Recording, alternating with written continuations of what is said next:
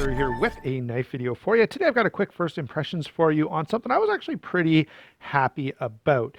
Spyderco has some decent budget knives, and we've checked out lots of them on the channel before. Still get a little bit of flack about my Tenacious video, where I kind of complain about the Tenacious a little. It's not that I hate it, I just feel like it's a little overhyped.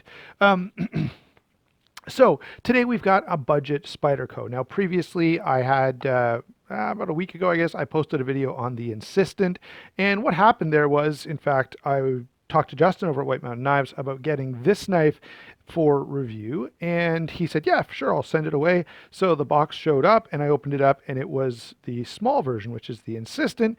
This is the large version, which is the Emphasis, and both of them are sort of based on the Spyderco, and I'm going to forget the name of it, Efficient. Sorry, guys. So there are kind of three knives in this lineup, and this is the largest of the three. So big surprise to everyone. That's the one that I want to be able to check out. Through the magic of TV, or the magic of me having already opened the box, I guess, I have this out of the box. I just thought I'd throw the Spyderco box in there to kind of give you an idea. And they still come with the same stuff, okay? Paperwork, little bag for the knife. Nothing mind-boggling or earth-shattering there. Now, here is the knife, and there are some pretty cool things about this knife. Maybe not mind-boggling or earth-shattering, but cool nonetheless. And so let me give you a quick rundown on how this thing is put together. Then I'll give you size and weight, and then finally I'll give you my initial thoughts on this knife. So what we've got here is a full flat ground leaf-shaped blade in 8CR13 MOV. Not my favorite steel out there, but pretty typical in budget Spydercos. So it's not as if, you know, we were expecting to see something else here. We've got phosphor bronze washers here, fairly small. Notice the small size of that screw, but it is on a Torx bit, so we can adjust that if we need to. We've got a full backspacer construction, and I'm a little surprised at that. Would have kind of been nice to see them follow the same pattern as the Tenacious and do standoffs back here to cut some of the weight down on this. We'll talk about that in a second. Here we have liners. You can see that they are nicely milled out to save some weight there, and it's a good thing they are, because this is actually a pretty hefty knife, and so if you added that extra steel, it would be even worse. It's not the end of the world. I know you guys love it when I say that. We have, I guess I should point out quickly here too, movable wire clip and a tubed lanyard hole. I love the wire clip. It's nice and deep carry. And I've got to say, I'm surprised that Spyderco doesn't do more with the wire clip. I mean, it's pretty simple. It's highly effective. And I've got to guess, now maybe I'm completely out to lunch here, but I would guess that a thin piece of wire like this, just bent, has got to be cheaper than the spoon clip that they put on most of the budget Spydercos. Maybe I'm crazy, but I just suspect that this is a pretty budget-friendly option for them, and it's a great option that a lot of Spyderco fans really like. Okay, so now that we've gotten it's a liner lock, I guess I should have mentioned that. You probably have figured it out by looking already. Okay, so now that we've got sort of the construction out of the way, well, I guess one last note.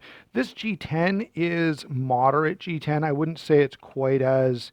If you have a paramilitary 2 at home or something like that, I would say this is just a little bit softer in terms of its grippiness and sort of how much it grabs your skin compared to the PM2.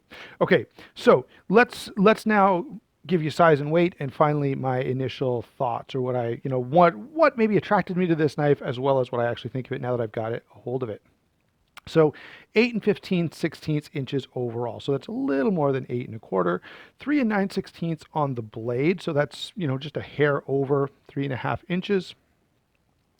Handle length back here, we've got 4 13/16. So that's the actual closed length. All right. Which I actually kind of like for a knife of this size. That's pretty good. The weight on this is a little hefty, guys. This is 5.2 ounces. Now, it's not the most heavy knife out there. It's not crazy, uncarryable, complaint worthy, but I feel like they could have done a little better on getting the weight down on this knife. Most easily just by abandoning the full backspacer here and going with standoffs instead. That does move the balance back. So you can see, even if I let go of this, so the balance point is actually somewhere just behind this choil. So it makes it pretty handle heavy. All right. Most people, I would say, probably like that better than being blade heavy, but just to kind of give you an idea of where that lands. Finally, the grip area on this, 3 3/4 inches, which is quite nice. And then that doesn't include the very generous finger choil. So I've got to say, I do like the space that this affords your hand quite a lot. Okay, so now that we've gotten the size and weight out of the way, we've got all the materials covered. Let me give you my sense for this knife and what draws me to this. Okay, number one, I like this design a lot. I like the blade shape. I like the relationship between the handle and the blade. I like the overall feel in hand that this kind of shape provides. And there are a few Spydercos like this. It sort of has that teardrop shape that we've seen from like the Sliver Axe, and even in some ways is reminiscent of the Spidey Chef. All right. The next thing I got to say is this is simple. It's nice to see just Spyderco coming out with something simple and straightforward, something we're all very familiar with. You know, it's got a wire clip. We all know well how the wire clip works. It's got a liner lock and phosphor bronze washers, like everything that we're kind of comfortable with and familiar with. The one thing I would have liked to see them move away from was the HCR13 MOV steel. Um, you know, I kind of wish all companies would just switch to like 14C28N or 9CR18 MOV. You know, both of those steels are still very, very budget friendly and do perform better than HCR13 MOV.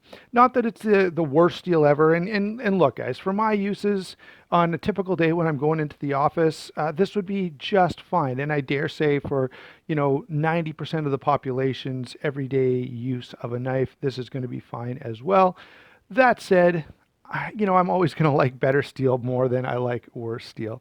Um, so the last thing I've got to say is it's nice to have another budget Spyderco. So outside of this, you know, in this size range and this price range, you know, you'd be looking at the Tenacious Resilience type of thing, and then not a whole lot else. So this is, I think, a really, really welcome knife from Spyderco. It would be great to see them. As I say, the only real complaint I have about it is the steel. But guess what? The steel is not that bad. And look, people have loved the Tenacious for years and continue to do so, and it's got the same steel as the Tenacious. So there you go. That's my thoughts. Obviously, I will carry this. I'll use it. I'll spend some time with it, and then I'll come back with a full review both on this and on the Insistent. And of course, I'll spend some time comparing the two of them in those reviews. I actually meant to have the Insistent here with me when I filmed this, but I didn't have time to go and get it. I needed to get this filmed so I could get it out to you guys. Thanks a lot for watching. If you're going to pick one of these up, go to White Mountain Knives, use my discount code SHARPSTUFF, and you can save yourself 10% off. So I think these are like $55, let's say. I'm kind of rounding. So, you know, you'll save yourself $5.50. That's not too bad. All right. Thanks for watching. Again, we'll talk to you soon. Bye-bye.